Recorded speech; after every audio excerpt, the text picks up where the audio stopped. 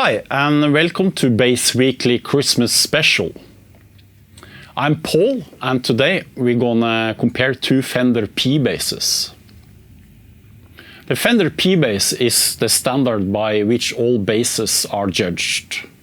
Early P-basses are collectibles and in many opinions better than today's Fender standard. The P-bass was introduced in November 1951 as the first electric bass, and since then it has been the most popular bass design ever. After CBS took over in January 1965, there was a certain shift in the management of the company. And this is supposed to have resulted in a gradual reduction in quality. Some players from around that time, for example John Entwistle, claim to have noticed the difference. They started to search for the earlier instruments made before the CBS takeover, as they felt they were better.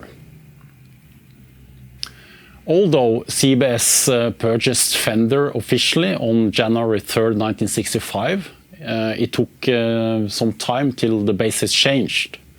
So by mid-1964, 6 months before CBS bought Fender, things was already changed. By the end of 1965, the general look and feel of the Fender basses had changed. So Fender P-basses before 1965 are considered far more desirable than anything Fender has built since. So what actually changed after 1965? Overall, the CBS era changes can all be described as a shift to a more mass production style of making basses.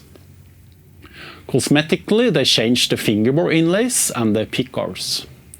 Instead of celluloid pickguards, they now used ABS or vinyl, and they switched from clay inlays to pearloid fingerboard inlays.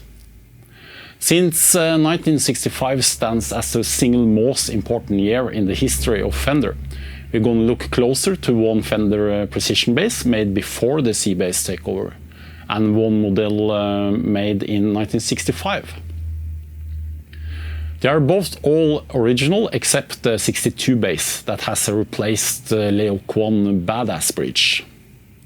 The 62 was obviously a special year for Fender, since many great players like James Jamerson, John Paul Jones and Jaco Pastorius played a P-bass or a jazz bass from that year. Fender did some important changes in 1962, like replacing the slab rosewood fingerboards with laminated radius ones. Many collectors and bass players claim that 1964 was the best year for Fender, for one main reason. This was the last year before Leo Fender sold his company to CBS, and the company was still small enough to have complete control over the instruments.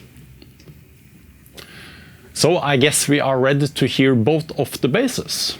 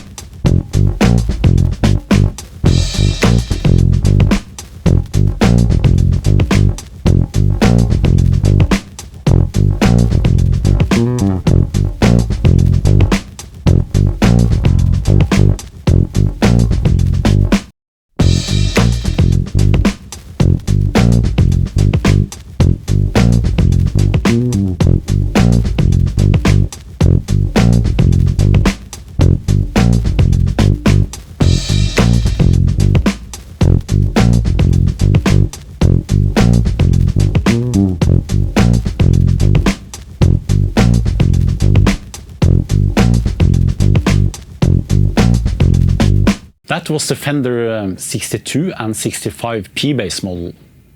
Fender made some great basses and still do, even if most of their stock basses today are quite different in both feel and playability compared to the pre-CBS basses. The price of a Fender vintage bass makes many bass players consider other brands on the market. On the other hand, it's few things that can beat a good pre-CBS Fender bass, both in sound and style. Leave a comment on which bass you think sounds best. Stay tuned and thanks for watching.